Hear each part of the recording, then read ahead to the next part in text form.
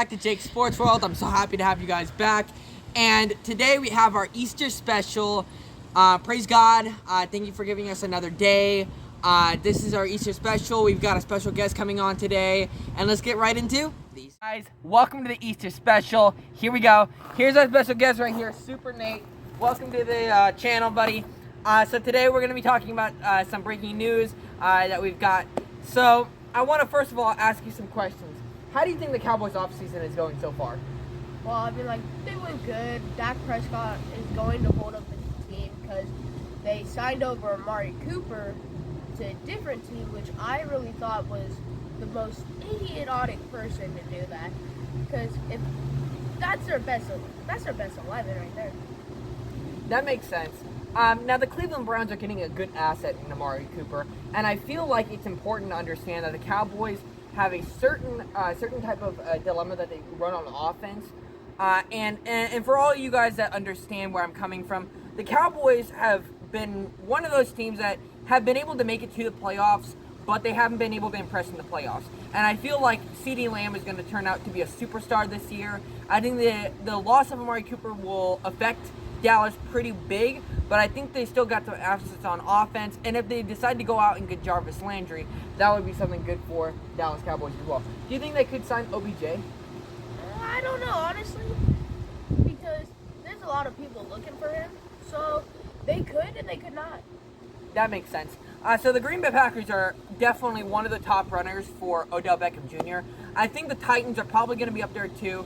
Julio Jones is also another name you can mention for Dallas. But you're going to want to look more on the defensive side. Dallas has a pretty good, solid defense, but they did lose Randy Gregory this offseason to the Denver Broncos. So you look at it this way: if they were to go out and try to get a defensive end or edge player in the draft, you could be looking at possibly them trading up and maybe even going for someone like Aiden Hutchinson if they do trade up, and could trade away DeMarcus Lawrence for something like that. So how do you think the Cowboys are going to do next season, just overall, since how their offseason has gone? Well, the off-seasons have gone good, but signing over Amari Cooper to a different team, they'll probably drop him. They're not. I doubt if they get into the playoffs, though, because Amari Cooper holding the team together with Dak. Those two were unstoppable. Gosh, man. Yeah, that duo between Dak Prescott and Amari Cooper was deadly, and it's going to suck to see them not there anymore. Let's get on to my side of things, the 49ers.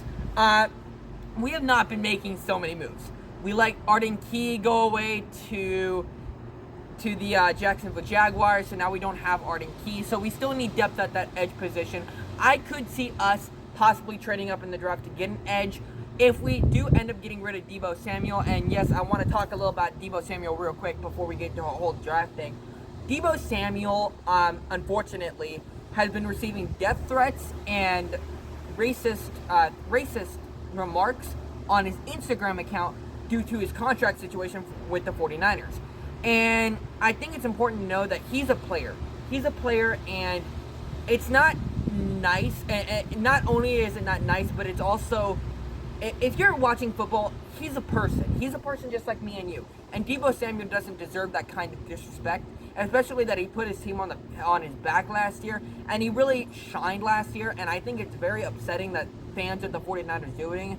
I stand completely with Deebo Samuel. If he wants $25 million a year, have the 49ers, Kyle Shanahan, John Lynch, give him the $25 million a year.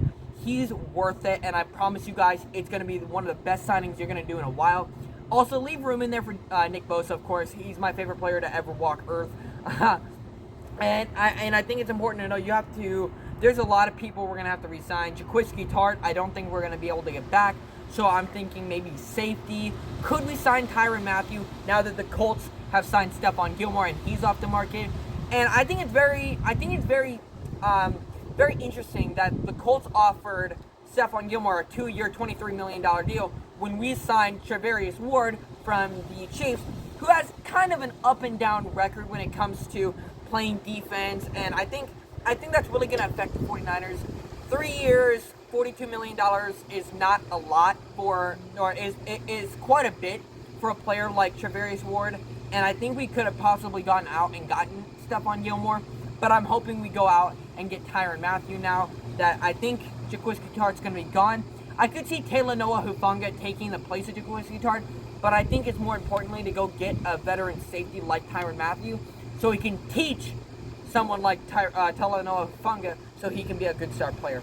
So for the Dallas Cowboys, is there anybody certain that anybody in particular you want them to go out and get from the free agent market? Well, honestly, I haven't looked at the free agent market in a minute, so no, not really. I heard about, what's his name? I think it was Trayvon Diggs? Trayvon Diggs is already on the Cowboys. He's on the Cowboys? I never heard about it. So, Trayvon Diggs, he's actually a very interesting player. He led the league in interceptions last year, almost broke the single-season interception record last year.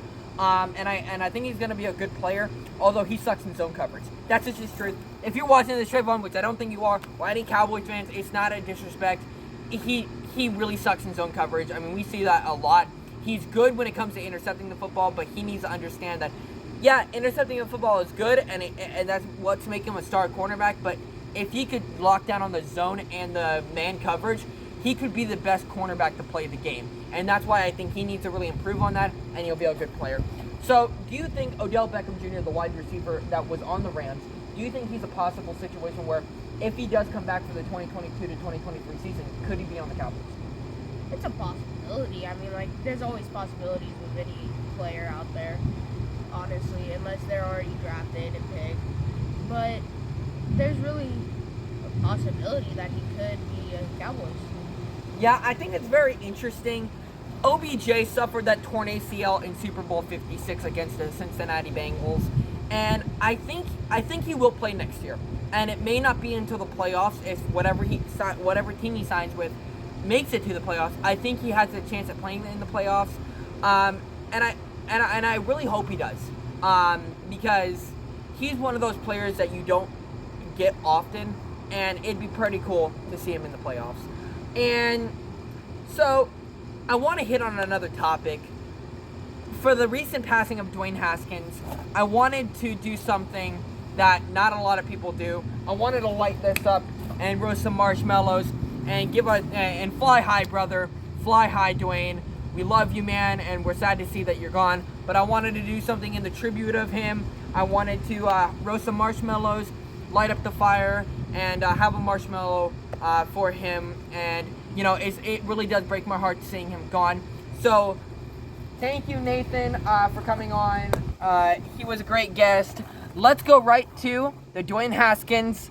Let's go right to setting this beautiful campfire on, and we're gonna go ahead and roast some marshmallows for Dwayne Haskins. You guys, in honor of Dwayne Haskins, let's go ahead and cook some marshmallows. You know, he was really a phenomenal quarterback, and it sucks to see him that he's gone. And I think he had a lot of years left in him, and it's really upsetting to see him gone like this. Gone but not forgotten, buddy. Fly high, man. We love you. See you in heaven, man. Wow, this is going pretty well. Yeah. Especially if we had some graham crackers. Man, alright, we're going to give this a minute to cool off, and then we're going to go right to eating the marshmallows in the honor of Dwayne Haskins. For Dwayne Haskins, buddy, fly high. I love you, man, and I can't wait to see you in heaven. It sucks to see you're gone, but I promise I'll keep your name relative in this world. You're loved by so many, including me and Super Nate. We love you in honor of you. Thank you, Dwayne. I love you, man. Thank you guys for coming, and I hope you guys enjoy the rest of your day. Have a good Easter, and thank you for coming for the episode, and I'll see you all in episode number 10. See ya.